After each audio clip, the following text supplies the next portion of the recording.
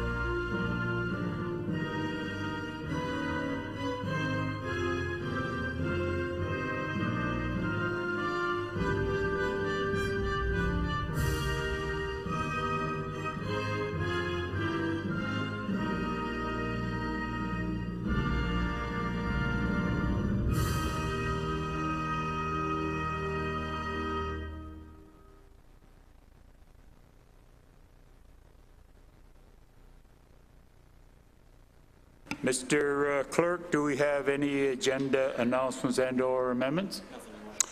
Nothing. Thank you very much. Just before I get to the disclosures this evening, we have heard from Councillor Malboof, and he's away, so the record will certainly show that.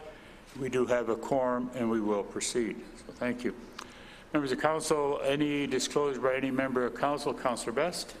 Yes, Your Worship, on the capital budget item C522-132 and operating active living account, as my wife owns property in vicinity of the Sherwood Community Centre, and also she is a part-time contract employee for the town in the active living department.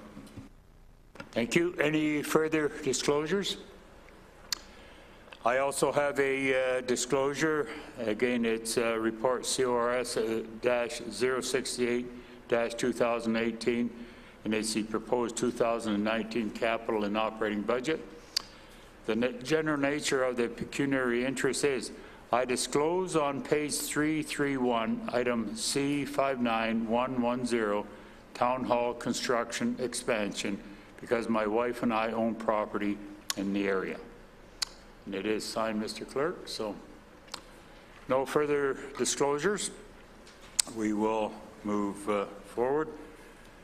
Just before I get to the only item on the council agenda this evening, if I could be so bold, I rather, excuse me, I rather suspect that this is probably going to be one of the shorter council meetings that we will have in the upcoming 4 years. Not to suggest tonight will be short, far from it.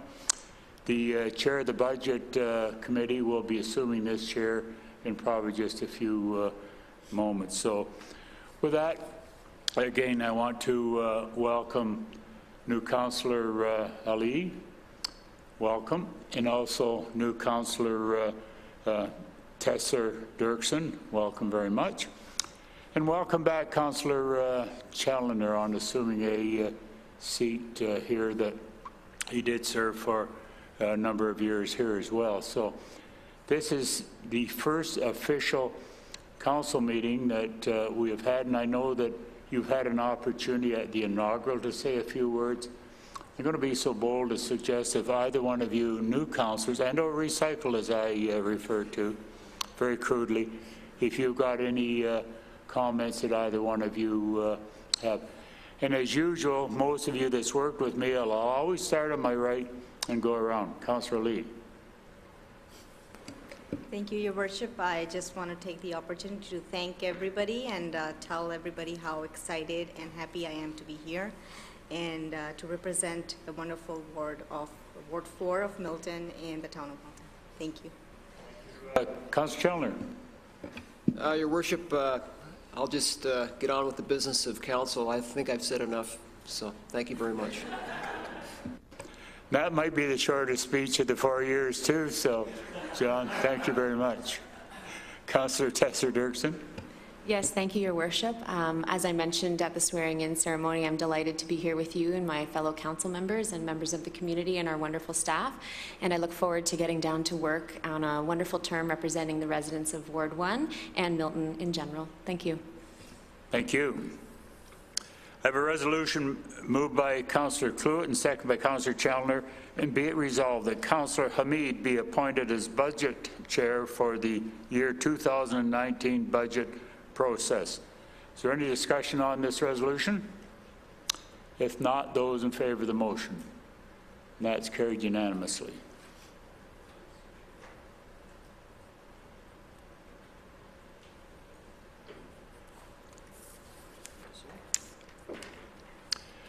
Mr. Clerk, have we forgotten anything for this portion of the meeting? Members of council, ladies and gentlemen, this council meeting is now adjourned. Thank you very much. It's a continuation of the council meeting. It's continuation of the council meeting, but Councillor Hamid is going to assume the chair as the new budget chair. Councillor Hamid. So, Councillor Hamid, you will then adjourn the budget committee meeting of council. Thank you. Just, ladies and gentlemen, just give us a couple of minutes to turn things around here. Thanks.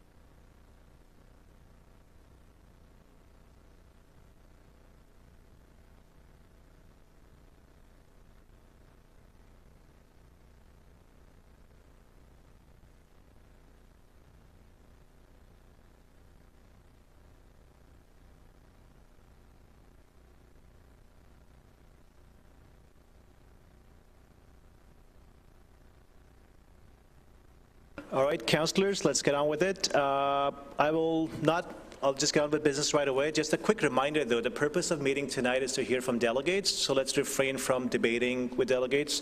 We'll have our opportunity on January 14th, and after each delegate, I'll give you a chance to ask questions of clarification, if you have any.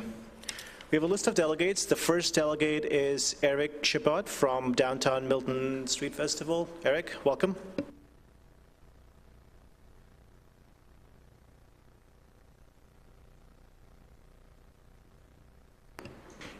Yes, Mr. Chair. Mr. Mayor. Yeah.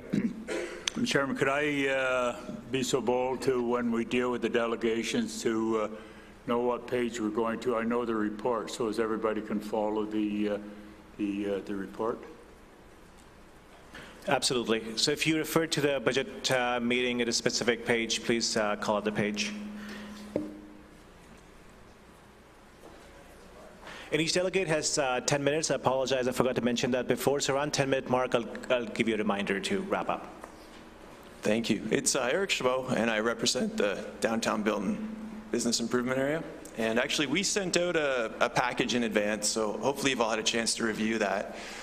So I'm assuming it's not going to be put up on the overhead, so we'll just go through my notes and work from that. If you have a copy of it, I think you all have a hard copy, then that might be useful for you to follow along with it.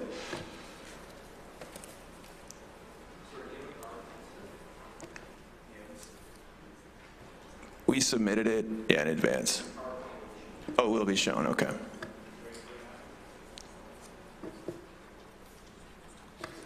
Okay, when you showed me the button, I thought I was supposed to click it on and off. So, yeah, if you want to put it up, that'll be great.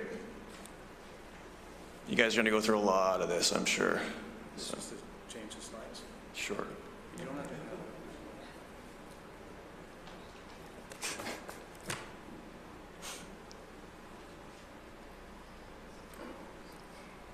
All right. So a little bit about us. The Downtown Milton Business Improvement Association represents 170 shops, eatery services, as well as the facilities these businesses occupy. These stakeholders are represented by a volunteer board, of which I'm the chair, and a paid staff. So our budget is approximately $250,000, and I think, as many of you already know, we're an arm's length board of the town of Milton. So like it or not, we're connected at the hip. So I guess before I sort of move into this, I'd just like to say I think that we have a lot of goodwill between the two organizations, and every time I come here, I feel like I risk spending some of that goodwill. So look at this as reasonable people disagreeing, and understand that the best compromises come when reasonable people disagree about things. So I guess I'll just get right into it. So we co-chair an event with the town called the, what do we call it, the Downtown Milton Street Festival. It's a mouthful. You're going to hear it a lot, unfortunately, in this presentation. And through a kind of a long and winding road, we're kind of at a situation where things have changed within the town at a staffing level and at a budgetary level. And we're trying to find a way to kind of maintain a high quality product and continue to offer the Downtown Milton Street Festival going forward. So at a high level, that's why I'm here. So we'll get into it. I'm sure you've read it, so I'll try to keep it to the Coles Notes, because 10 minutes times 1,000 people is a lot. So here we go. It's an event that was originally put in place to celebrate Milton's 150th anniversary. As I mentioned, it's co-chaired by the Downtown Business Improvement Area and the town of Milton. It's grown substantially. We're getting about 90,000 people for our one-day event. So I don't think that there's a larger event that happens in Milton, especially if you consider that it's a one-day event. So I guess let's just say that it's important. It brings people together, and it's grown a lot. So the current situation is that, as I mentioned, town staff have indicated to us, starting in about August, that they were no longer going to be able to allocate the same amount of staff time to the event that they've been doing up until this point. And then about, 3 or 4 weeks ago, a month ago, we learned that well, it's a B-level cut, and I guess that they're not as likely as an A-level cut. There was some musing about cutting funding to it. We worked in good faith with town staff to try to come to a resolution before we came here, and unfortunately, we couldn't sort of find a way to make it work. And so we're here to kind of say that the delays caused by the uncertainty have really put the 2019 edition of the event in jeopardy already. And even if, we kind of are able to hold this off, it's going to be very challenging on our behalf. And what we're really looking for is some clarity on what the future of this looks like, so that we can plan. I mean, everyone around the table knows that planning cycles are long, especially when there's bureaucracies involved. So when you try to change the course of the ship overnight, bad things happen. If we have more lead time, we can do a better job of managing that change. And so that's kind of where we're at and why we're here. So why run the Street Festival? We celebrate Canada on Canada Day. We celebrate Ontario on Civic Holiday, and we celebrate Milton on the Street Festival. It's a secular event that brings people together in Milton. It doesn't matter religion, creed, whatever where you come from, who you are. There's a reason for you to be at the Street Festival, and that reason is that we all live in the same community together. So it's a unique opportunity to bring commerce and culture together, and that's why we run it. So we've been fortunate that as we've had our partnership with the town, we've been able to build it into one of the top 100 events in Ontario. And we make the Festival and Events Ontario list every year. And if you look at the slide, that puts us in some pretty elite company. The CNE is in there, Oktoberfest is in there, Canada Day celebrations on Capitol Hill are in there. So it shows that we're doing something right, I guess is what we'll say. Oh, sorry, the yellow button didn't work. So attendees love this event. We have dozens and dozens and dozens of positive reviews. I mean, if you Google it with, hashtag Downtown Milton Street Festival on any social media app, you're going to find nothing but good things about it. I mean, maybe people will complain there's a lot of traffic, but that's because there's 90,000 people coming downtown that day. So other than that, people are pretty happy with us. Vendors, entertainers, and BIA members alike have good things to say about it. And if you want to learn more about it, or you need even more anecdotal evidence, I'll be happy to provide that subsequent to this, but I think you get the idea. As I mentioned, it's community, culture, and business coming together. We do exit surveys with our vendors and the attendees, and so we're able to sort of multiply the number of visitors by kind of the average spend, and that gives us a range of $1.6 to $2 million in economic activity for that one-day event. And kind of when you look at the overall impact on the region, there's a model that the Ontario Ministry of Tourism uses, and it's standard across events. And we can estimate that we generate $6.8 million in economic activity for the town of Milton and area. Tangible impacts too. 90,000 people attend, 90 people volunteer because they care. 80 to 85% of the attendees are from Milton, so it really is a celebration of our community. If you figure, what are we at, 130,000 people, and 80, well, let me do my math here really poorly, but say 72,000 people. So, more than 2/3 of the town is setting foot in our event. And it gives the opportunity to welcome those people that are new to Milton to downtown. It gives them a chance to meet some of the other services and community leaders that attend. I've seen many of you at that event. I've seen our MPPs there, and I've seen our MPs there. So it's a great gateway for the people that are representing us to kind of put feet in the ground and meet those people in an informal setting. So. Other cities are involved in the event business. Children's festivals, well, you can see it. Canada Day, City of Brampton, Caledon Day, which I think is a good corollary of the Downtown Milton Street Festival, and that it celebrates their civic community. And then Hamilton Winterfest, the City of Hamilton. So this is a quick synopsis of what it actually costs in dollars and cents. We reached out to a number of you around the table in advance to sort of get a handle on what interests you, and one of the things that came out of those conversations was that you wanted to have a real hard cost on what goes into producing this event. And so in our correspondence with town staff, and obviously from our own budgetary process, we were able to sort of pinpoint staff costs and then the hard costs of it. And sort of when you add it up and you net out the in-kind contributions and sponsorships, it's about $136,000 in staff time, overhead, and stage rentals, electricity, and things like that. And so it's about $1 a head for everyone in Milton.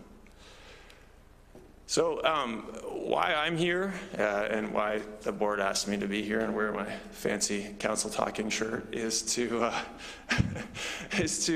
say we understand that there's financial constraints, and we're willing to have a conversation about this. Our problem is that it's too much too fast. I mentioned that our budget's only $250,000 for our entire operation, and if I click back, will it go back? Okay, sorry, I don't do this a lot. Okay. So, I mean, you can see that at $136,000 when the town is responsible for about $92,000 of it it's simply impossible. There's just not enough room in our budget to absorb that in 1 year. So we're saying, please, keep funding it in perpetuity. That's obviously the optimal outcome if this event is important to you. If that's not something that's feasible given constraints and the trade-offs that you have to make, I would ask that you give us the time to produce 2019 and then use the intervening period between now and whenever we make a proper transition and a plan to come up with a way to make sure that the street festival continues, because I think everyone around the table in the room and the bleachers and and the greater public can agree it's a worthwhile endeavor, and it's worth the effort to try to find the money for whatever duration we can to make it happen. So that's what I'm here for. I have lots of background data. If you have questions for me, if you need some kind of more anecdotal evidence, I can probably provide it for you here. And if I can, I will definitely get you the answers that you're going to need to make an informed decision. So that's my end of it. Thanks for your time. Thank you. If you could just stay here for a moment, we have a list of speakers. Just a quick reminder, this was from page 104 of our package, in case you're following. And reminder to councillors, this question of clarification only. So I have Councillor Cluitt and then Councillor Best. Thank you very much, Mr. Chair, and thanks, Eric. Your shirt's just fine for what you're doing here tonight, Thanks. so you don't have to worry about the wardrobe. And again, thanks on behalf of council and myself. Thanks for all the work that you do with the DBIA. It's quite impressive. You mentioned in the presentation about the street festival, and most people worry that if an event goes, and I think we've seen that recently with the car show, when we had the Pan Am Games, we had to take away that from the downtown core, and it just seemed that the next year's event wasn't quite the same.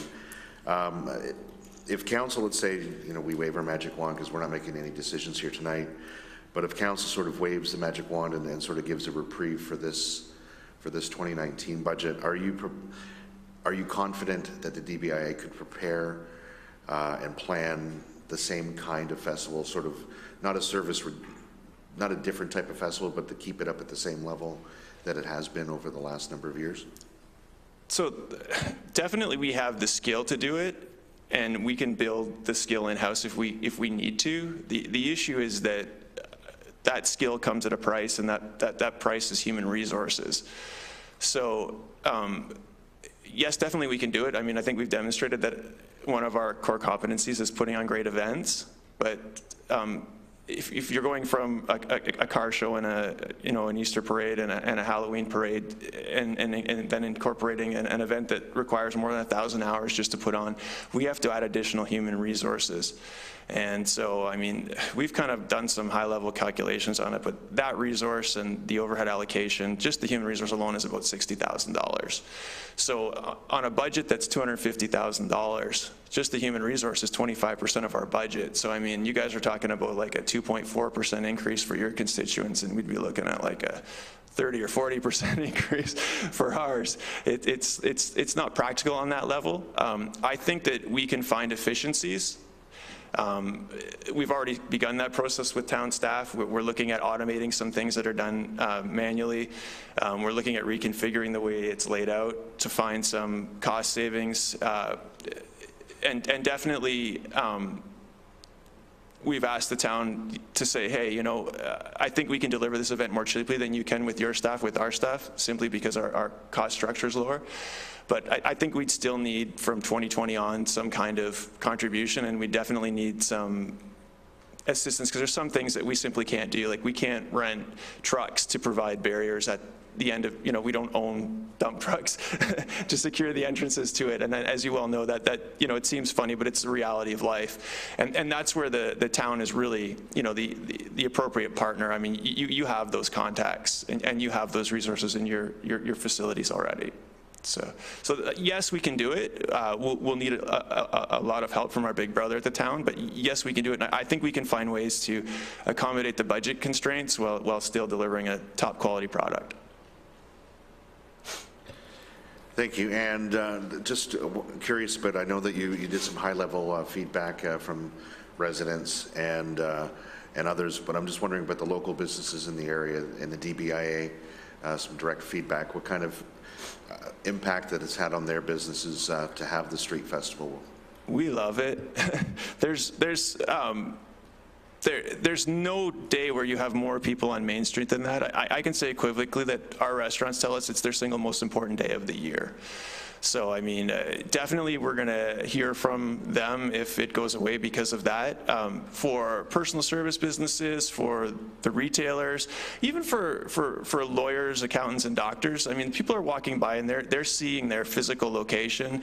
And obviously, you may not need the services of a lawyer the day of the event, and hopefully you don't, you know what I mean? But down the road, when you finally do, you know where you can go, because you've already made that connection with our neighborhood, and you've seen what we have to offer. So it's about community building, and it's about, sorry, I didn't mean to allude to you. I didn't look at you and say lawyer at the same time, did I? I'm sorry.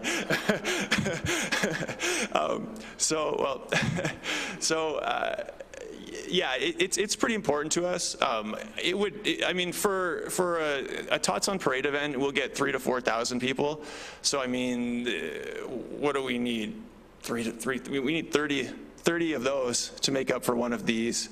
And it's still, you're not going to bring the same people down to Main Street for the tots on parade that you will for Main Street, for the festival, simply because there's more of a draw. And I mean, this is a little bit off script, but if I can just say, if you look at sort of some of the things that are being proposed to cut, I mean, Canada Day is in there as well, and that doesn't affect us directly on Main Street, but I think it speaks to who we are when we're sort of looking to cut things that say, this is what we're proud of and this is what's important to us. So I would keep that in mind. It's not just about dollars and cents, it's about showing the residents of Milton that our country's important and our town's important. So I mean, I know it was off script. I meant to put it in the 10 minutes I had, but I stole that, sorry. Councillor Cloyd? Thank you, Mr. Chair. I'm done. Councillor Best? Yes, just two questions. First of all, you mentioned about the advertising and vendor arrangements. When do they have to start? Like 30 days ago.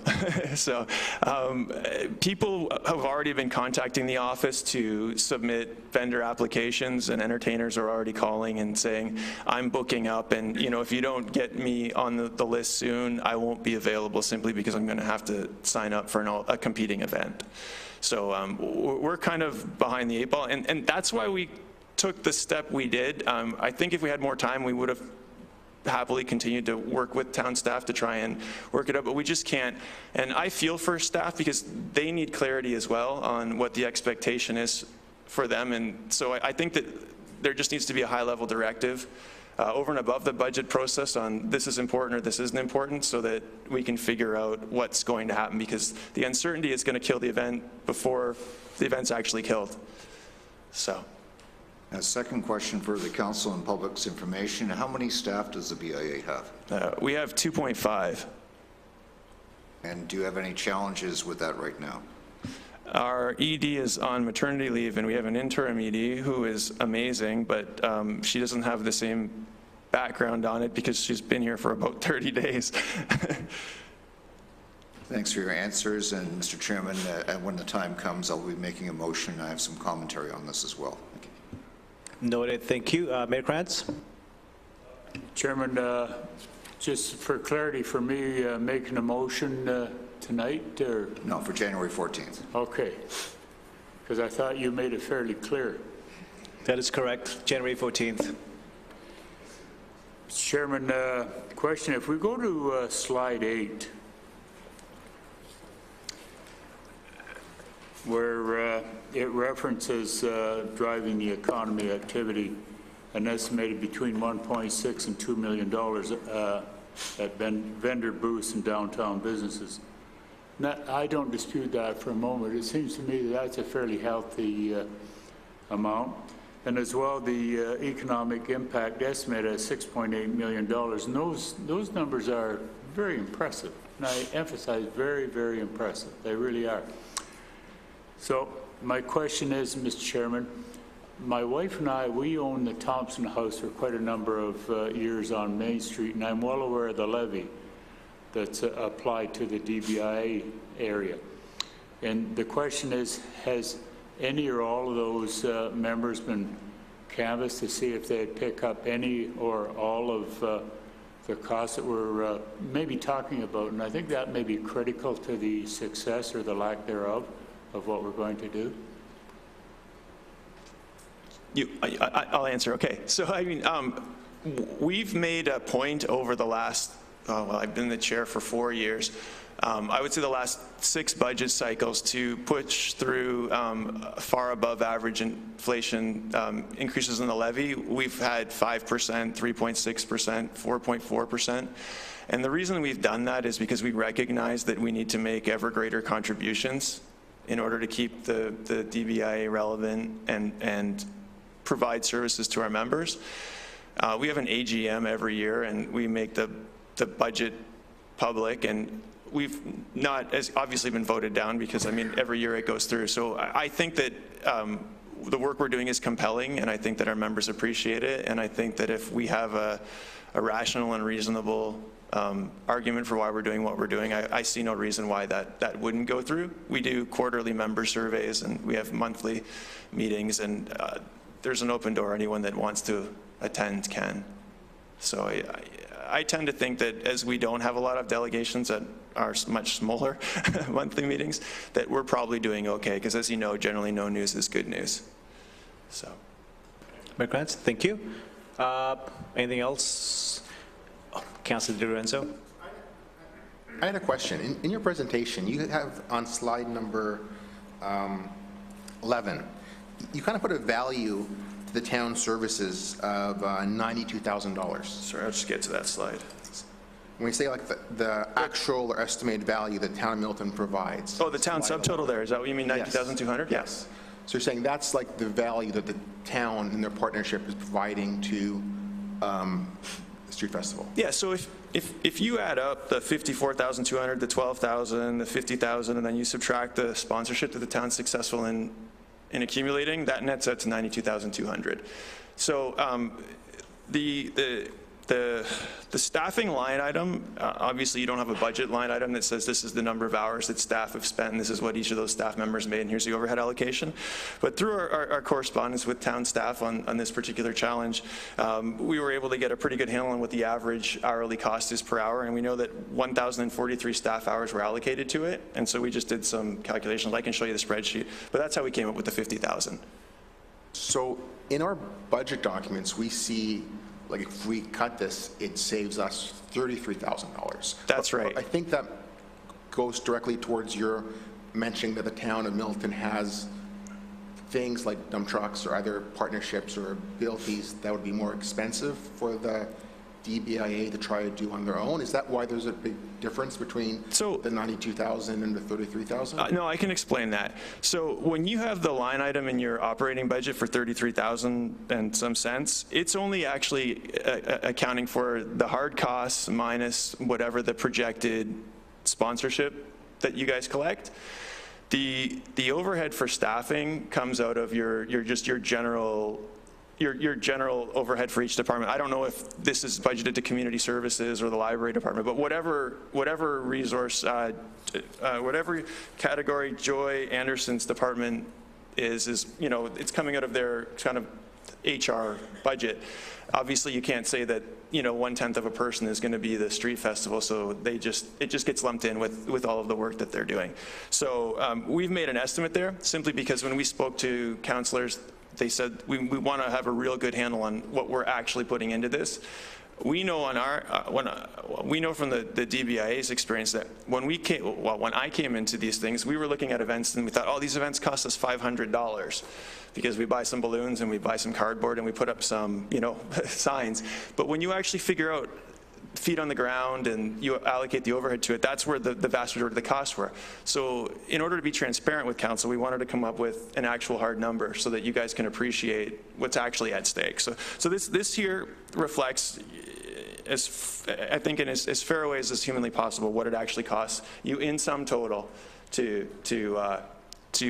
provide your part of the street festival.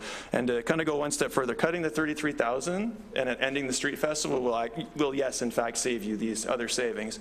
But as you're not going to get rid of those human resources, those hours will just be allocated somewhere else. So it won't save you that money. You'll just have that time to do something else with it. Well, Councillor Kluwer is mentioning 2020. So one possibility could be in further years is DBI looking to make that short gap of that $33,000 instead of the 92,000. Well, the challenge is actually not the 33,000. The challenge is the human resource, that $50,000 line item. We through our planning cycle commit to leases that are 5 years. Our current lease, we just renewed it, and our office at the old town hall will hold exactly 3 people. So if we were to, for instance, hire an events coordinator to put on this event, we'd be paying for the human resource, obviously the ancillary costs, WSIB, and all of those other costs, as well as having to find a new space to house them. So it's not as simple as, it's one person. There's a lot of other things that go into it. So that's the challenge on our end. Sorry, I wasn't meant you hiring them. I meant if the DBA reimburses the town that $33,000 and continues the partnership, but then off-phrase that cost. So there's a lot of different ways that we could make this work, and that may be one of them. I don't know. I represent a board, and the board would obviously have to have a proposal, much like you guys would. And our staff, we'd ask them to come up with some ideas, and we'd hash it out and figure out what we thought the best way forward was. And I would assume that the town of Milton would do the same thing. And I'm hoping that through that process, we'd identify efficiencies. We would probably actually be looking more of a financial commitment from the town rather than the DBIA to the town. But I mean, obviously, this is a conversation for another point.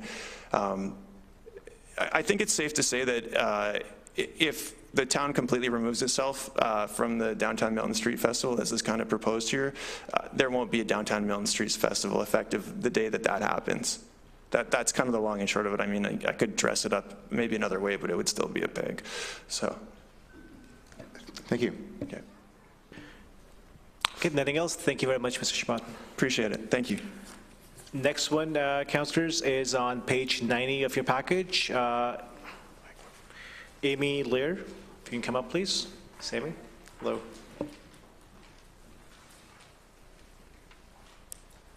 Good evening. My name is Amy Lear, and I've been a resident in Milton since 2009. My daughter has been on the Milton Marlins swim team since 2014, and I'm now president of this non-for-profit organization. As you know, the town of Milton approved an increase in user fees of 2.3 to 4.8% in February 2018 that will take effect in 2019. That's increased the cost of hourly pool time from $129.41 to $132.38. Now the council is considering a further increase in user fees ranging from 1 to 5%. As detailed on page 90, item A5. The Milton Marlins swim team has experienced a steady decline in the number of swimmers from 349 in our 2016-2017 swim season down to 256 currently. During that time, we've had to increase swim fees by 18% to cover the cost of increased pool time. It's tough to justify such a high increase in the cost to our swim families, especially given the fact that the pool at the Milton Sports Centre is broken down 3 times in the last 3 weeks. We've reached out to the other aquatic teams, organizations in town, including the Milton Masters Aquatic Club, the Mighty Tritons, and the Tornado Triathlon Club.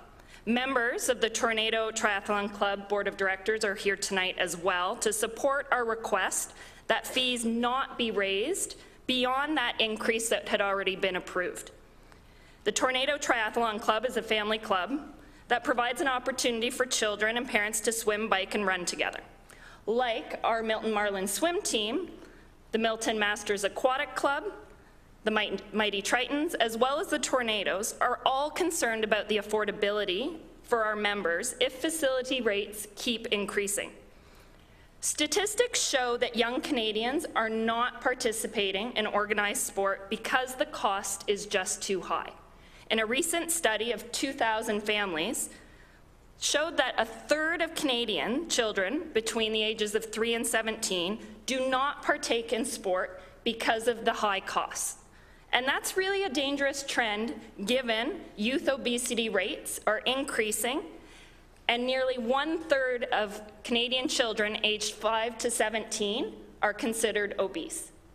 Another study showed that the rising costs of sports is also a barrier for many families. 6 out of 10 families in low-income households do not participate in sport, compared to 8.5 out of 10 families that make over $80,000. Part of the town's mission is to build a complete, connected, and sustainable community where people work, live, learn, and play. However, if the town continues to increase user fees, residents aren't going to be able to afford to play, and that's a huge concern for all of us. Thank you. Thank you. If you can stay up there for a moment. Any questions of clarification? No? Thank you very much. Thank you. Next up, councillors, is page 217.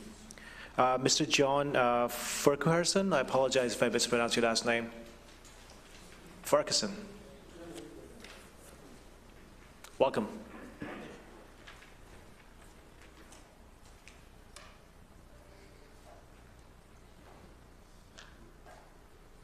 Is there a PowerPoint slide? Or?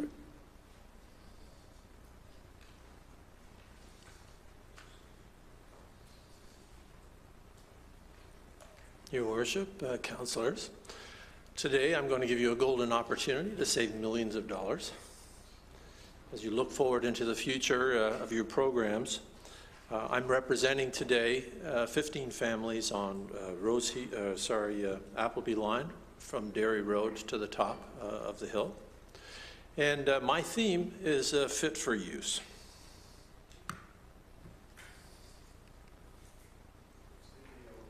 Yellow? All right.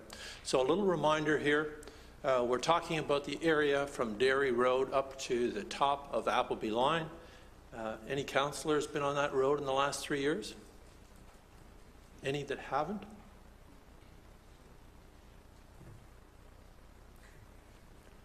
Well, those that haven't, this is a great opportunity for you to vote in tradition of the Milton Council with those councillors who do know the street. So questions town council should ask themselves, do councillors ever remember seeing this project rated as a high priority since 2014, and why is it now? I do remember presenting to this council in 2015 to try to save the $500K that had been assigned to this project, which was subsequently moved to 2016 to 2017 to 2018, and now is in 2019. But I don't ever remember it being a high priority. I asked, can town councillors justify $3.6 million in capital infrastructure expenditures when the only funding for this project is taxpayer base and with valid competing projects for funding? Should the town councillors approve over-engineered designs based upon provincial road standards when they have less expensive and more practical options of alternative designs at their disposal? And I would remind you that alternative designs are at your discretion. Do town councillors really want to attempt to change the nature of this unique Halton Region road by widening this road to allow more traffic and trucks to navigate when they are expanding massive infrastructure funds to direct heavy traffic via alternative routes in Milton? Think about the impact if the CN Intermodal is approved. And finally, do councillors wish to support Town Engineering Department recommendations against the expressed desires and wishes of the local residents and representative councillors? I'm here representing 15 families who are dead set against the recommendations that have been made by the Town Engineering.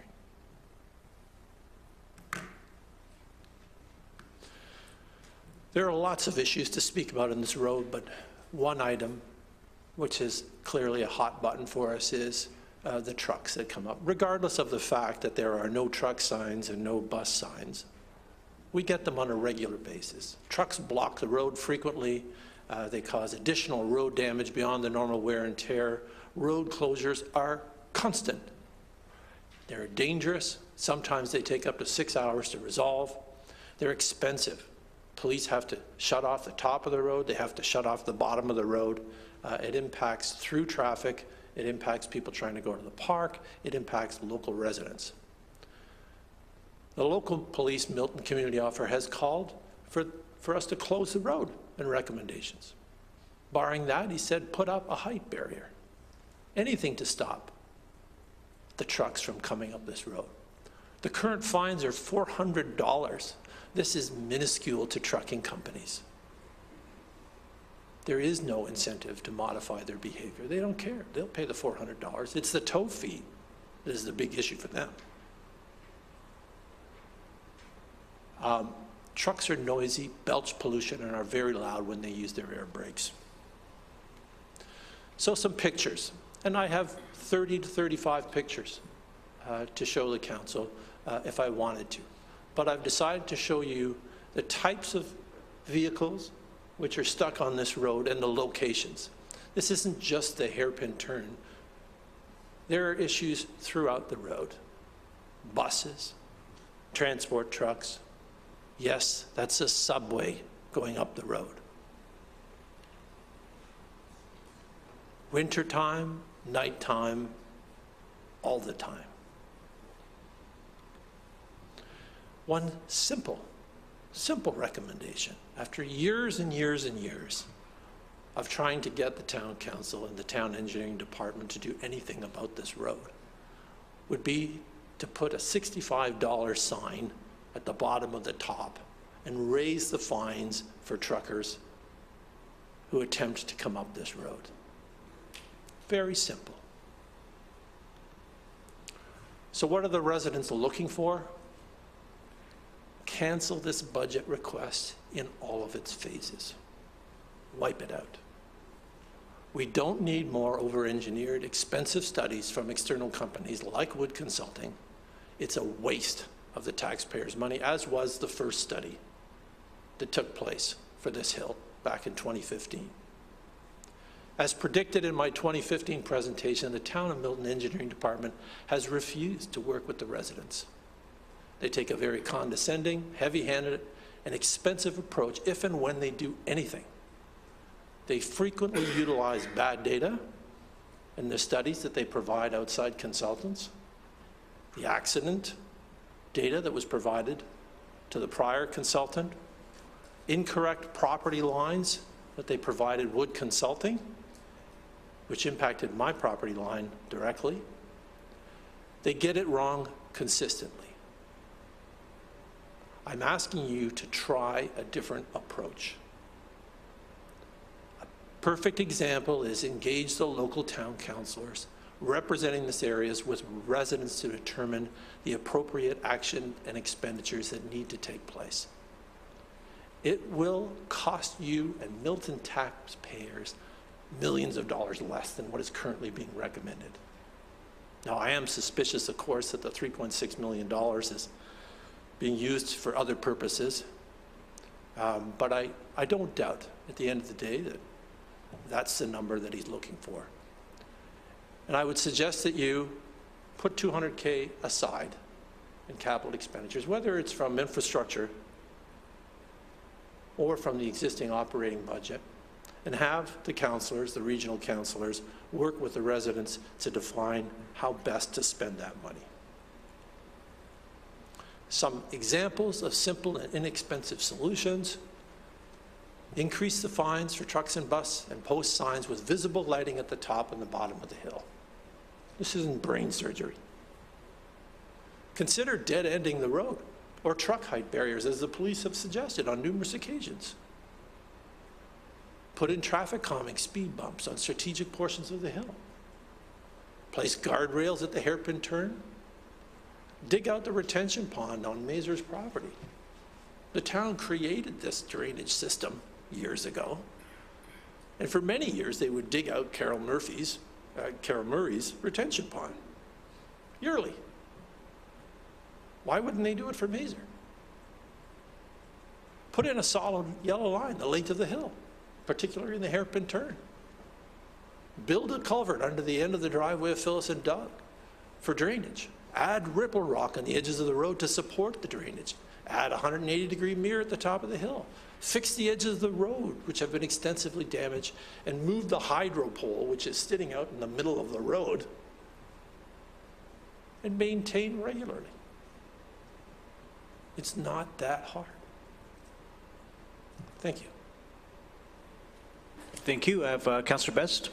Yes, thank you for your presentation, John. You mentioned about the truck traffic. If you just go back to those pictures. When you mentioned regularly, how often would you say? Is this weekly, monthly, and how often do you expect the police to be called?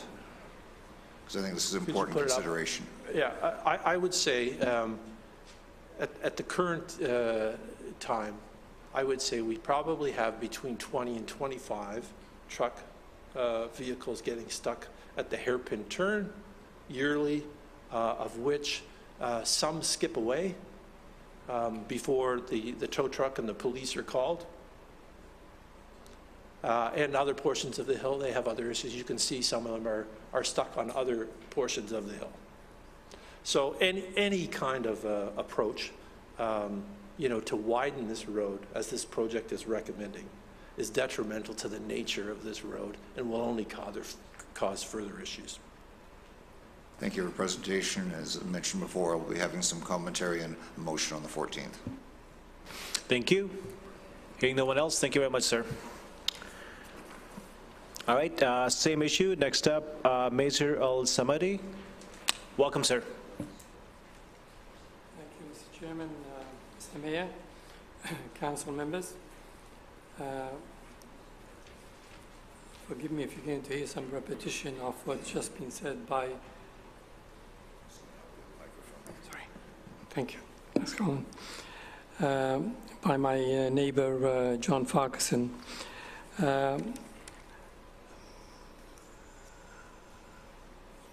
I think we're all, as residents, we're all in agreement with the council that one of the objectives of this project for the changes on Appleby Line is to improve road safety.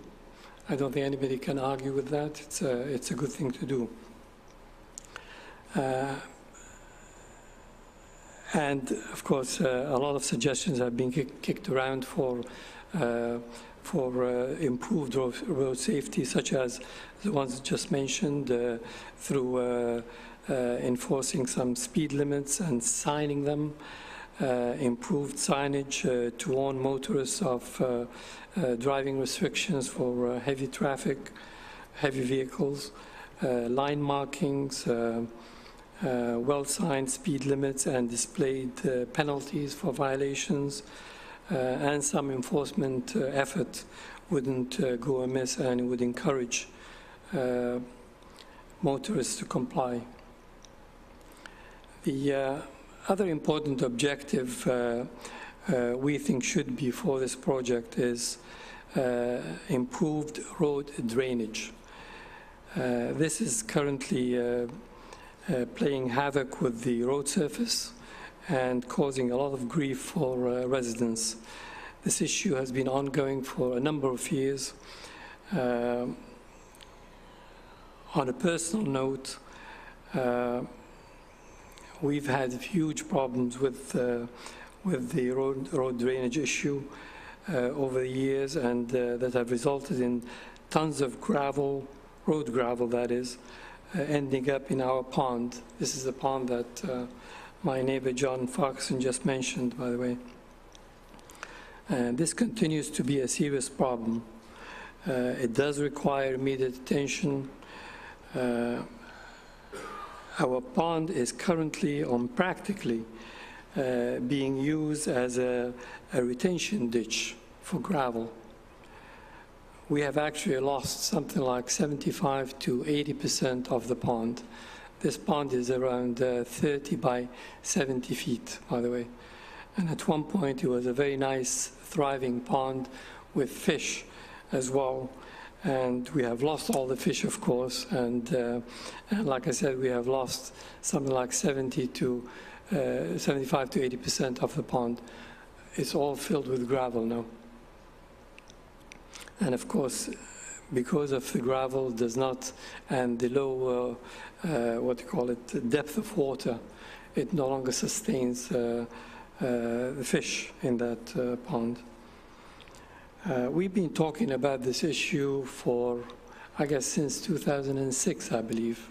At the time, I discussed the issue with Mr. Mayor and some of the council members, and we were promised at the time that this issue was going to be included in the 2013 capital budget. Now we are talking, from the last discussion that I had with the Wood consultant back on November 21st, I believe he mentioned that the issue of drainage and gravel would probably be dealt with by 2023.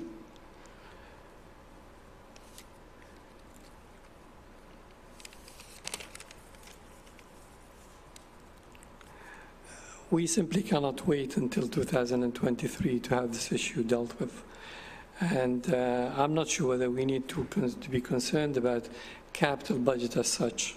If this bond is being used as a retention ditch, council should see fit to have it cleaned regularly, through operating budget. One last thought, and this is something just to reconfirm what John Farquharson just mentioned, and that is the issue of widening the road. We certainly, as residents, do not believe in widening the road. We don't see the point in it. In fact, if anything, it's likely to increase traffic, heavier traffic at that, while the objective is supposed to enhance road safety, I should say, for motorists and cyclists, and not to increase heavy traffic through the hairpin. Certainly, widening the road should not be viewed as a priority. Safer road does not necessarily have to be a wider road. We should strive to continue to limit traffic to passenger vehicle and cyclists, of course, to the exclusion of heavier traffic. And that's all I want to mention, Mr. Chairman, if there are any questions. Any questions for the delegate? Mayor Krantz? Yeah, thank you, Mr. Chairman. And again, with the previous speaker there, he had suggested taking out of the budget that $3.6 million. And I guess the question is, and I heard your presentation as well, and I know previous speakers suggested other remedies as well. I just wonder, are both of you on the same page for the most part? I wasn't really clear. Well, I personally believe that road drainage is an issue that should be dealt with. Widening the road, like I said, and John mentioned, is not an issue that should be treated as a priority. But drainage issue, and I believe John did mention some of the issues regarding drainage as well, that should be part of this project. So you're partially on board with him then? Yes. Okay, that's all I wanted to know. Thank you. Thank you, Mayor Krantz. Councillor Tessa Turkson? Actually, my question might be more directed to staff. Is it appropriate to ask now? I know as far as part of the process for the proposal, staff did engage residents with an opportunity to provide comments, and I believe the deadline was November 28th for comments. And I'm just wondering if those comments will be made available for review, or what the anticipated, if there'd be a summary. Thank you. So before that, if there are no questions for the delegate, and thank you very much, sir. Thank you.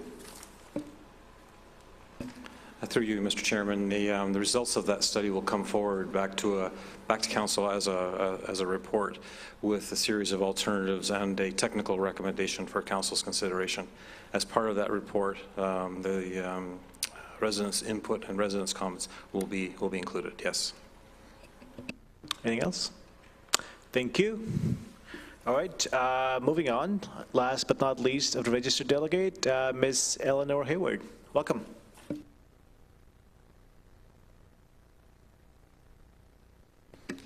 Thank you, Mr. Chairman. I'm here today as the Green Party representative for Ontario and as the co-founder of Milton Green Environmental Association, so thank you for your time today.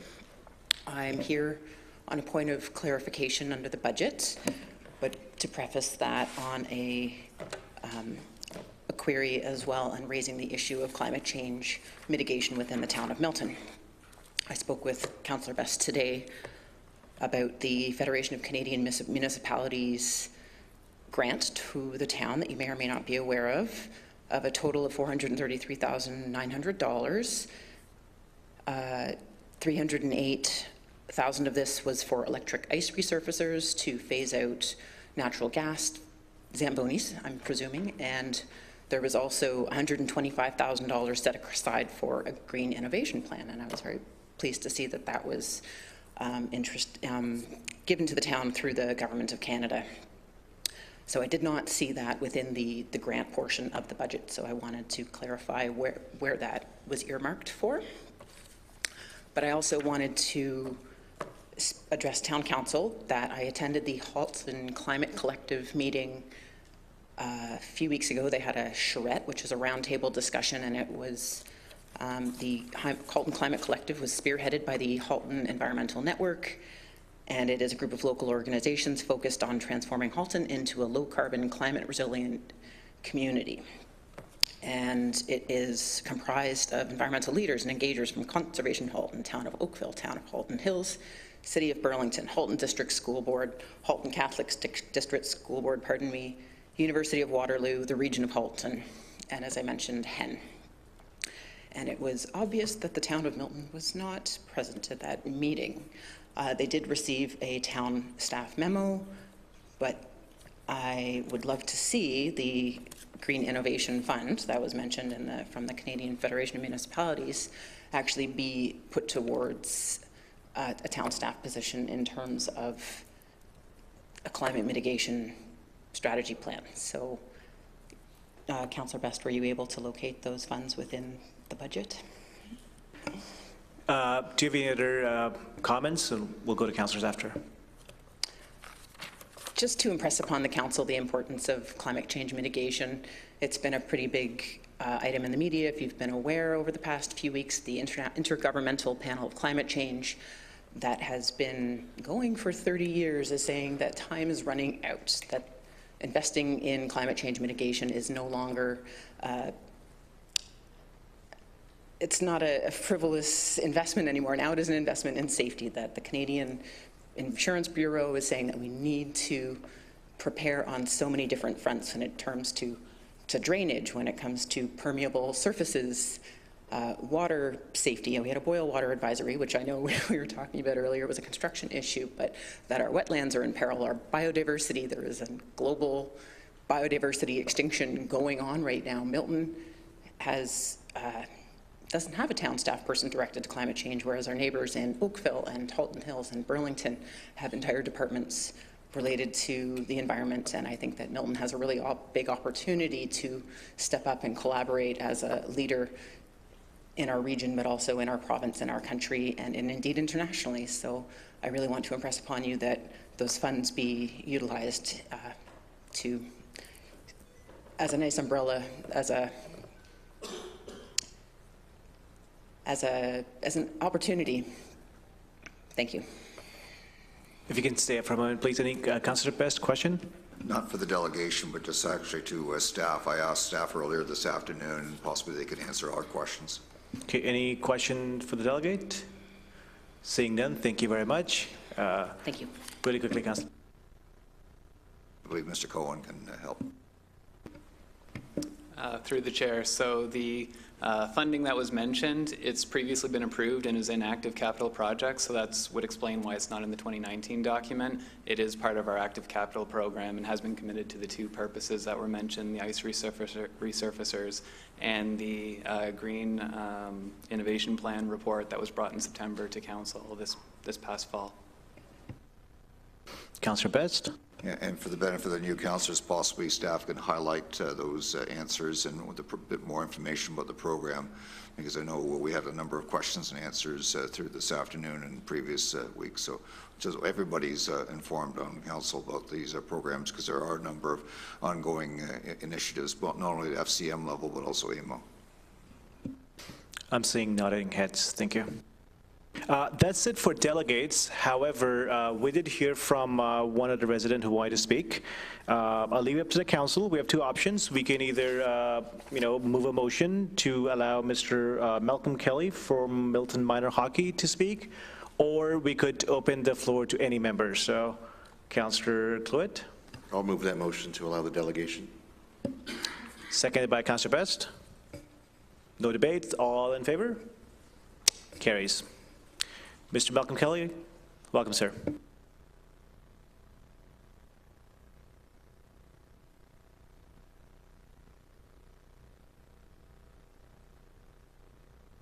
There we go. Thank you very much for the opportunity. My name is Malcolm Kelly. I'm the president of Milton Minor Hockey.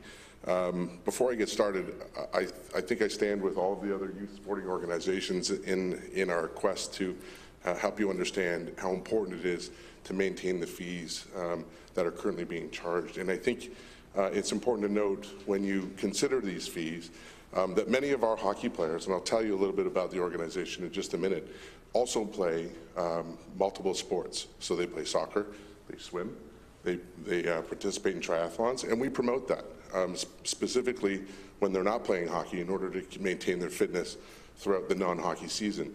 So, and many of our children who play hockey for us also have siblings who also play other sports. And so when you look at the increase to fees, it's not just the hockey families, it's all of the families, and sometimes those children either play multiple sports or they have siblings in the same family that play multiple sports. So effectively, that increase in fees is maybe double and sometimes triple or quadruple to that same family. And we know that these families have only a certain amount of money to spend on extracurricular activities, and that dollar is being stretched every single day. So I urge you just to consider that as well when you look at increasing the fees from what they are already at today. So Milton Minor Hockey, we have over 2,000 hockey players, both boys and girls, playing hockey in Milton at both the House League and representative levels.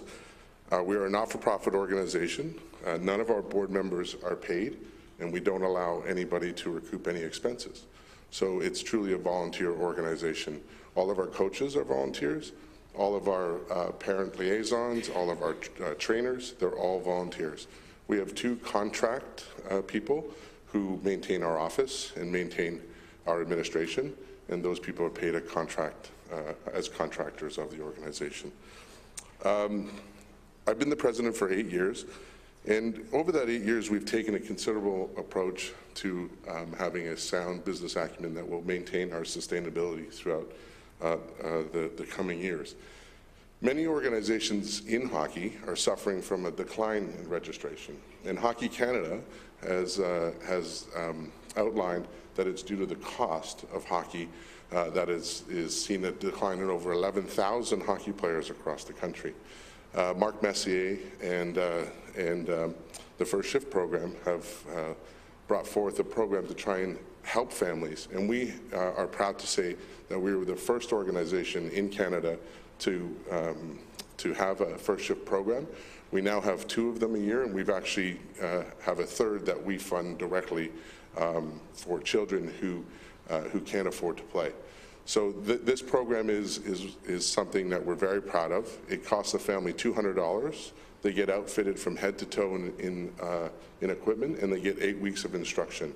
And these are for children who can't afford to play or have never played the game, and that's in order for us to try and give back. So some of the things that we're most proud of is, and I think, Mr. Mayor, you were there, obviously, is our partnership with the town and around hometown hockey. Hometown hockey came to Milton and highlighted what a great community Milton is and what a great hockey organization we have. And we're very proud of the work that we did with the town in order to have such a great event. It's not just hometown hockey, but the day-to-day activities with the leadership in the town, as well as the men and women who work in the arenas, is fantastic. We have a great partnership. We've had a great partnership for the last 8 years. Our financial stability has allowed us to maintain our payments on time and regularly for the last 8 years. So we're proud to say that we buy almost over $1.2 million worth of ice from the town of Milton, and we pay for that monthly, and it's a great sign of our partnership that we're able to purchase that ice here in Milton and sustain a wait list and usually get most children a spot on a team. The 2 new arenas are going to help with our growth. So all this to say that our partnership is working well. We've been able to sustain our growth and also provide value to our members in ways that other associations aren't able to do. That's through our partnership and the community grant, very important to our organization. And some of the value that we provide is, we buy goalie equipment for any house league goalie that wants to play, because goalie equipment is very expensive.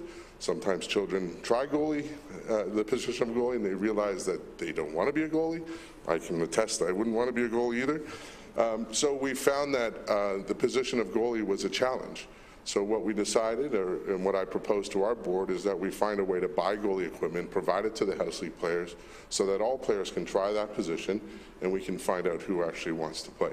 That is a direct result of our partnership with the town and the community grant that we receive. Other things that we use the grant for and other value that we provide is we provide development for all children, goalies and players, both in house league and representative levels, and we either subsidize it or we pay for it in full. So for house league players, we pay for that development in full.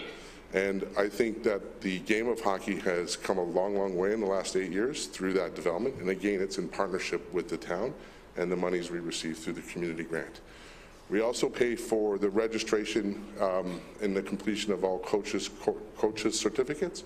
I believe that having a greater number of certified coaches and trainers allows for sustainability in the future. So we've put in place as a board the ability to repay folks who take their coaching certificates or trainer certificates once they've completed that in full. So all's to say, you know, in the last 8 years, we've done all of this, and we've not increased our fees once. We've been able to maintain our fees at the same level as when I came into this position 8 years ago. And it's through the prudent fiscal management that I and we have brought to our organization, the sustainability, the ability to raise funds in other ways, and also the very important community grant that we receive, that we've been able to maintain a flat fee for all of our players for the last 8 years. My mandate is that we don't raise fees as long as we don't have to raise fees. The concern I have is that the proposed increase represents about $75,000 to $100,000 in additional revenue that we'll have to spend.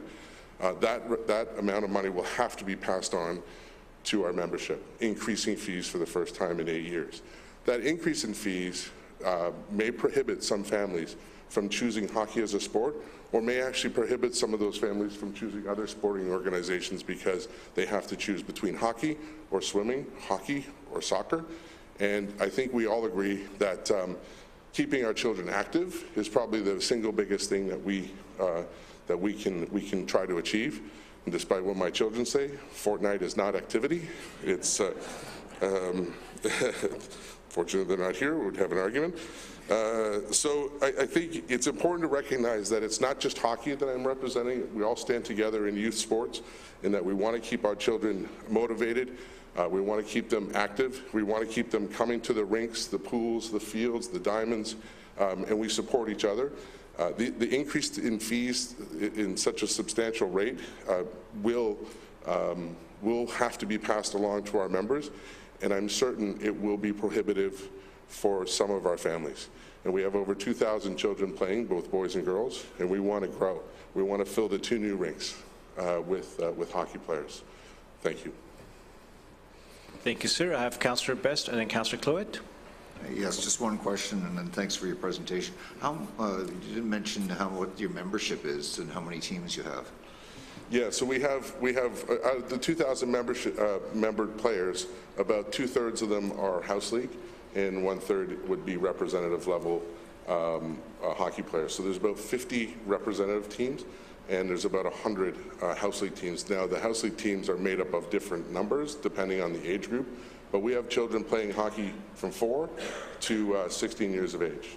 So we cover a large span. And again, those, you know, we support each other. So when our children are in tryout times, it's also baseball tryouts, and lacrosse has started. So we all try to work together to organize the schedules of all the associations so people can do, do what they need to do. I have a family on the team that I coach whose one son is a swimmer and is a high-level swimmer, and their other son is on our hockey team and is a representative hockey player. So, they're involved in lots of different organizations, right? My sympathies. I went through the same things. Thank you.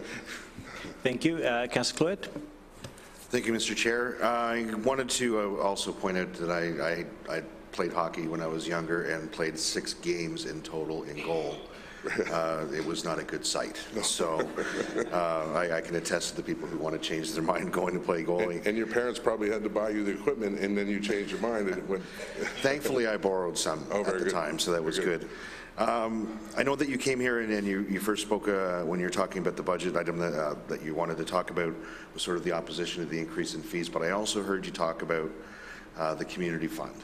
Yes. And I know you are, probably might be aware, is that the community fund is one of those items that we had, that has been slotted in the decision packages that will be debated by council. That's right. And I'm going to sort of give you a little quick pass before you try to score a goal here and say, can you highlight some of the importance of having that community fund available for your organization? Yeah, I mean, it's of considerable value to our organization, and I know all of the other sporting organizations and arts organizations that get the funding. You know, we try our best to look to local businesses for sponsorship. The town and Milton Minor Hockey partnered. I'm sure if you've been to the rink, you've seen the Zamboni wrapped in Scotiabank. So we partnered on an advertising opportunity that had a 3-year lifespan, and we've just renewed for another 3 years. I was the person who worked on that originally, and the town has received, in the first 3 years, about $45,000 in revenue from that sponsorship.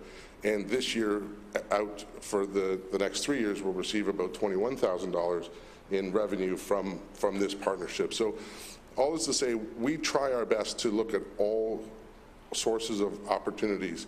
But the community grant is one that is very near and dear to what we do.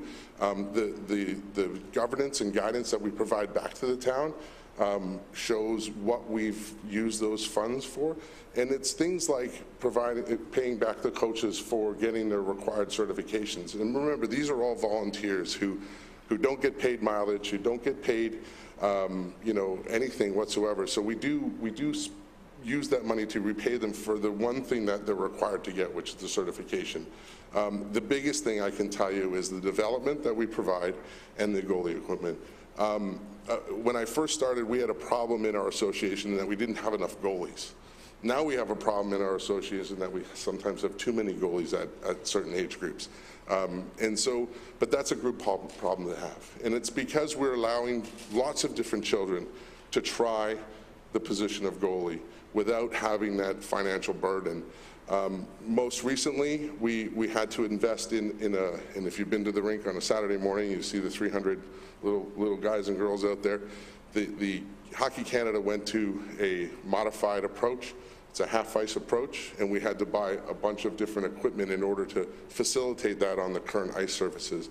And the community grant helped us do that. It was a considerable one-time investment in nets and dividers and all these kinds of things that we would have had to have gone to the membership to pay for, but with the help of the community grant and the town, we've been able to facilitate those expenditures. So.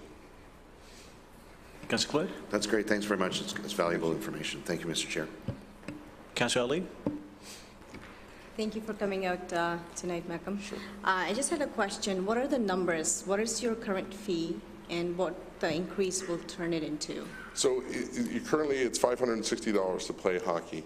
That is a 26-game regular season and multiple practices throughout the year. You get jerseys and you get socks with that, and then we provide development. A large part of the revenue for the association now comes from the representative program, and we use those funds from the representative program to give back to House League.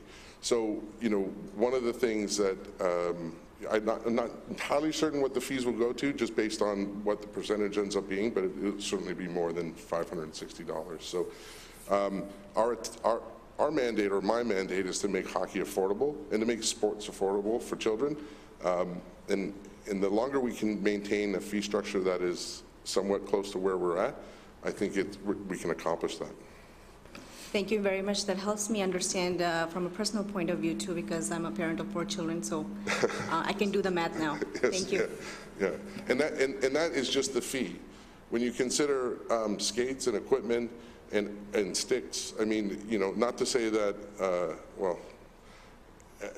House League or representative, children want what children want, and marketing is marketing. So hockey sticks can cost $60, or they can cost $300. Skates can cost $200, or they can cost $1,000. And lots of people buy used skates, but there's still an incremental cost when you think about outfitting a child from head to toe. And then you look at figure skating and swimming and soccer. All of the equipment on top of the fees is what you have to look at as well. Anything further? Thank you. Any other questions? Seeing none, thank you, Mr. Kelly. Thank you.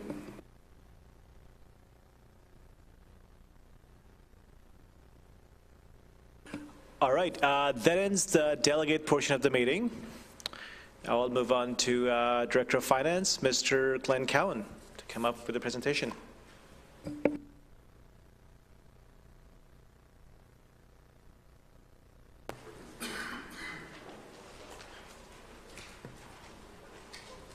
right, so thank you very much. I'll dive right into it if that's all right. From a process perspective, and you saw this slide a few weeks ago, the process really goes back to the budget direction in July, and just maybe the one comment I'll make on this slide is that the timing is a little bit different this year because of the Municipal Act, in that the final approval can only happen in the year that the budget applies, which is why we'll be meeting again in January this year. The starting point for the budget is growth, being a high-growth community. This graph captures the time horizon that we're essentially in the middle of right now, continuing the high pace of growth, which is relevant from a budget perspective because of the financial pressure that it creates. I won't go through all the points that were raised on the 26th. Needless to say, though, through fiscal impact studies and otherwise, some of the metrics like the ones you see here give some perspective as to, as we continue to grow, why we see some of the pressures that we do when we go through this budget exercise. The growth leads to capital investment, so what's in front of you in the budget package tonight is a program that includes 123 projects at around $55 million. The road program is the focus, or the majority of that program, along with facilities. In terms of specific initiatives that the program includes, some things may be lower dollar value, but still significant from a corporate perspective, like the service delivery review and the strategic plan update. From a rehabilitation standpoint, a significant investment in the roads infrastructure. And then from a growth perspective, whether it's expanded roads, new parks, or the new fire station, the investment is going to the growth program as well. That trend continues over the next 10 years. The majority of the program, or a larger share of it, is for growth-related investments. We do expect that as some of the older assets or new assets continue to age, we'll see a little more balancing between these two, but we're still very much in a high growth phase for the next 10 years. From a funding perspective for capital then, obviously we see a lot of external revenues, development charges being the largest to help support that program. From the internal revenue, which are the ones that are funded from things like the tax rate, we do see continued contributions to projects, either via reserve or through debt as well, which is reflected here. So from that capital program, we then see an operating impact, whether it be related to opening new facilities with the parks and roads, the maintenance of them, and some of the contributions required. So from the 2019 program, specifically in 2019, we see about $900,000 of operating impact. Then when you combine that with the other areas of spend, this slide just summarizes the size of the overall operating program at $137 million. That number is the number prior to decision packages, which we will be talking about, so it will be revised as that process whittles us down to what the final budget will be. But it gives you a sense of the different areas of spend on this slide in terms of programs. In terms of where that comes from, about half of it is from the property tax base. As well, the town utilizes other revenue sources such as user fees, financing revenue, or things like investment income, some lease revenue, and some of the transfers from reserve, including some of the external funding we receive through things like the OLG funding, which we use, for example, for some of the hospital debt charges. In terms of how the budget is aligned with what we've heard throughout this process, the budget survey indicated that one service that residents wanted to see an additional and increased investment in was road maintenance. So this budget responds by including additional funding for things like winter maintenance, bike lane marking, asphalt, and other repairs, including the capital investment that you saw earlier. In terms of alignment with our corporate strategic plan, some of the examples of where we're aligning the budget include the focus on sustainability, especially with respect to infrastructure, as well as the service delivery review mentioned to identify opportunities for council as we continue to go forward and manage some of the financial pressures. In terms of how the budget's changed from prior year, it really is a combination of some of the non-growth related issues in terms of looking at the infrastructure funding and trying to provide some additional support in that area. Some of the inflationary pressures we see as well as some of the one-time items that fall off from prior year. In terms of growth, that's where we're looking at things like life cycle costs, ensuring that as we add new assets, we're not further putting pressure on our infrastructure deficit. Funding of some of the new facilities, new roads, as I mentioned earlier, as well as exemptions. That refers to the development charge exemptions, where there's certain cost of growth that the town's required to pay for because of some of the mandatory and discretionary exemptions within the bylaw. From a staffing perspective, knowing that that's a significant component of our operations, the budget proposes at a high level essentially maintaining the current staffing levels, although within that number there's several things happening. We do have some new positions related to growth, whether it's opening of new facilities or some other positions in order to focus on things like asset management, planning, and supporting the building area as well. In order to offset that, there are some steps that have been taken, including some items we'll talk about a little bit later, but finding opportunities in things like facility operations, some of the service level changes we're going to talk about as well. And then with last year or this current year, we're still in 2018, being an election year, we do see some staff changes as a result of kind of ramping down now that that process has finalized. So part of the process in the budget is bringing decision packages, recognizing that it is a balancing act between services, affordability, and sustainability. So that's what we've tried to accomplish. As already has been noted tonight, there's several different areas within those decision packages. The best way to maybe describe it is on the next slide, where it's a bit of a visual representation, and I'll provide some additional context. So if you start at the top level there, that's really where we started from a budget direction report, where the starting point was looking at existing service levels and the associated pressure. So it started with a $66 million levy for the town. And then if you relate that in terms of what it means from a year-over-year basis, as a percentage increase, the pressure for the town was in the order of 12%.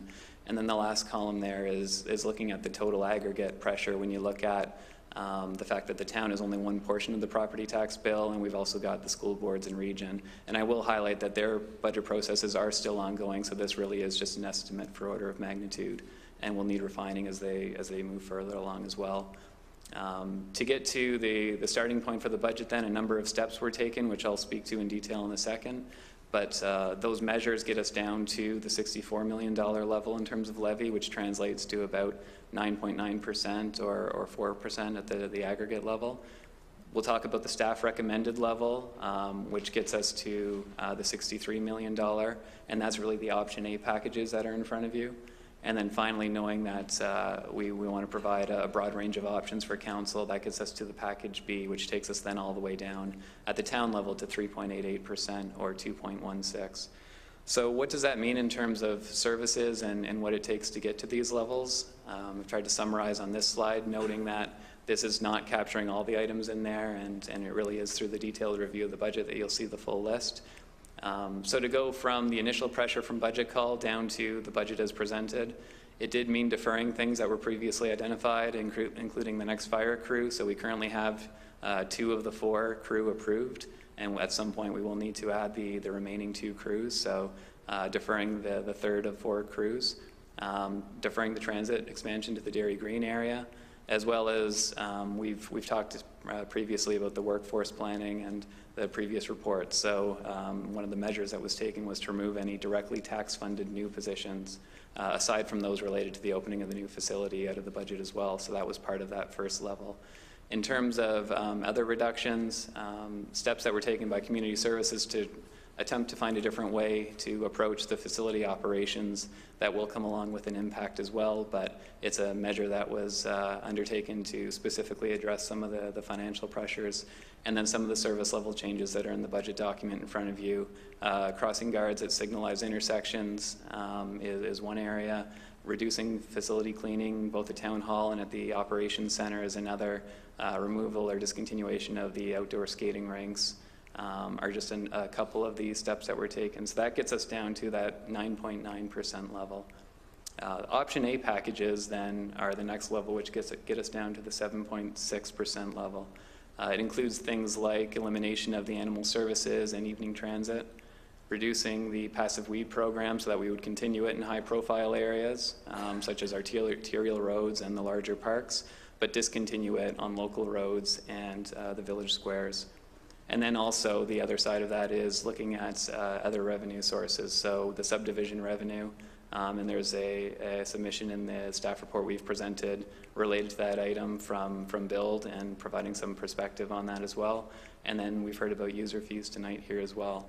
And just one general comment here. I mean, we talk about, or I've labeled this as staff recommended from where the ultimate levy would be. I think a fairly safe statement is staff isn't overly excited about presenting several of these options, whether it be service level changes or additional funding. But what we hear through the budget survey process is that residents do want to see a combination of addressing our problems through things like tax rate, through service level review, through other revenue sources. So what's in front of you is something where we've tried to essentially respond and provide for that by providing a variety of options that try to balance those different perspectives. And then finally, the last item, or the option B within the decision packages, are those additional options that we've identified for council. It includes things like further reducing things like passive weed. We heard about the community fund as well. The Rotary Park pool is another example. For the transit, that would be touching then on things like Saturday transit, on the Go Transit drop-off service, as well as the one route in the 401 area. And as well, we've talked about capital financing, and it provides some options related to that as well. In terms of where our tax rates currently stand, we've shared this slide before, but relative to our peer municipalities, we know at a local level we're around 34%, lower than the average of our neighboring municipalities. I've mentioned earlier that we're only one portion of the property tax bill, about a third of it, and when you look at the entire picture in terms of affordability, when you look at tax rates, water rates, we do rank favorably in that area as well. Some additional context provided in the budget book. So far I've really only focused on 2019, but the budget does provide context in the broader multi-year horizon. And what we find is that the themes and the pressures that we see this year are expected to continue. As noted, we're still in the middle of that growth curve. And so what we do in the multi-year is we project based on current service levels, and we show what the pressures might look like, and our current estimates are in around the same order that we're talking about for this year's budget process. From a reserve perspective, we do see over the 10 years, with continuation of the capital financing strategy, there's the potential to grow the reserves from their current point, and then the non-growth, the rehabilitation portion is really in the blue there. The red is more the reserve funds where development charges are a large factor. So within the blue, you do see growth over the horizon. It is important because, as we've noted, our starting point relative to the growing asset base and the aging asset base, we do need to provide ourselves some more opportunities and options going forward to be able to respond to the needs of that program. Similarly, with the growth in the capital financing, it's really represented in the purple part of this graph, where if we stay with the plan, we'll see that growing annual infrastructure base, which is a combination of both the funding that's directly invested in the capital program each year, as well as what we're able to accumulate in that reserve as the asset base ages. With respect to debt, we will see increased debt levels over the 10-year period. This is still well within our both town policy limit and the provincial policy limit, but it's noting that we do think we need to preserve some of that debt capacity as we add the sustainable Halton lands within the next few years, as we expect to have to utilize some of that for that investment. From a process perspective, so we had the third of our drop-in sessions today. We are going to take and compile all of the questions and answers from that process and provide it to council. And certainly if there's any questions, even after we circulate that document, please feel free to send them in. And similar to last year, we had provided 2 Q&A consolidated documents last year just based on timing of when they were received to get the information in your hands on a timely basis. So we're happy to continue to answer questions until we get to the 14th and beyond. We do ask that if there's any motions or amendments anticipated for the 14th, if you can submit them by early January, it gives staff a chance to provide any sort of analysis that may be beneficial or provide additional context just to help lead to as an informed decision and discussion as we can on the 14th. And then the 14th itself to get council back together and to talk further on the budget as well. So that was a very brief snapshot of a 470-page budget book. I'm very happy to answer any questions that you may have, and if we can't answer tonight as well, we can include things in that Q&A document for you as well. So, thank you. Thank you for that. Councillor Best. Thank you for your excellent presentation, and I'm glad you didn't go through every page here. Just one general question in terms of assessment ratios between residential and industrial commercial. What is the current ratio right now, and how is that trend going? So our current level is in the order, I believe, around 82%. I think is the number we recently presented, and that is moving more towards residential. If you look in the broader horizon, we used to be around 70% residential, and it's been growing over the course of the last 18 or so years. And as part of our deliberations, is that something that you could give more information on of what that trend is affecting us? Because I think that is also one of the concerns, not only the growth, but the direction of that growth. Is that something that could be provided for us too? We can see what we can do, yes. So, thank you. Thank you. Anyone else? Seeing none, thank you very much for your presentation. Yeah. That's it, short and sweet. We're going to take a short recess of about 5 weeks. We'll see you back on January 14th at 7 p.m. Bring your pitchforks. Thank you.